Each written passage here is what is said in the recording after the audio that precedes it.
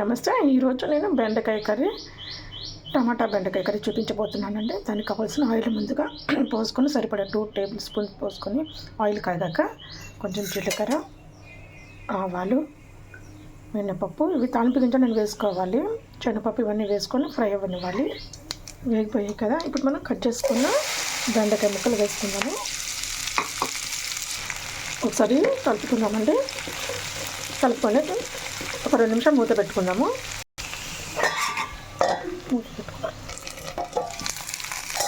మగ్గిపోయాయి కదండి. ఇప్పుడు కొంచెం అల్లం వెల్లుల్లి పేస్ట్ వేసుకుందాము. ఒక 1/2 స్పూన్ అల్లం వెల్లుల్లి పేస్ట్ వేగిపోయింది కదా, ఇప్పుడు 1 స్పూను పసుపు వేసుకుందాము. అలాగే 1/2 టీ స్పూన్ సాల్ట్ కూడా వేసుకొని ఒకసారి కలుపుకుందాము.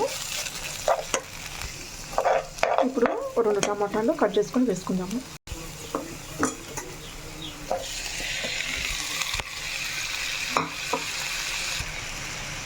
ఇప్పుడు 1 స్పూన్ కారం వేసుకుందాము. ఇవి టమాటాలు మగ్గిపోవడం. ఇప్పుడు కరివేపాకు కూడా వేసుకుందాము. కరివేపాకు కూడా వేసుకుందాము. ఇప్పుడు మూత పెట్టేసి మగ్గనిద్దాము. ఓకేనా? చక్కగా మగ్గిపోతున్నాయి కదండి. ఈ వీడియో కనుక మీకు నచ్చితే లైక్ చేయండి, షేర్ చేయండి, సబ్స్క్రైబ్ చేసుకున్నాను నా ఛానల్. చాలా టేస్టీగా ఉంటుంది.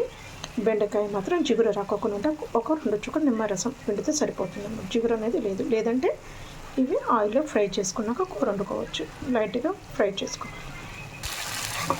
ఇలాగా మగ్గనియాలండి. ఇలా మగ్గనిచ్చి కలుపుకోవాలి. మధ్యలో టమాటాని కూరలో శుభ్రం కలుపుకోవాలి. కొంచెం ఉప్పు పట్టిద్దండి. ఉప్పు చల్లుకుందాము, 1 స్పూను. ఇప్పుడే కొంచెం కొత్తిమీర వేసుకొని కలుపుకుందాము. కొత్తిమీర కూడా వేసుకొని కలుపుకుందాము. ఎంతో టేస్టీగా ఉండే బెండకాయ టమాటా కర్రీ రెడీ.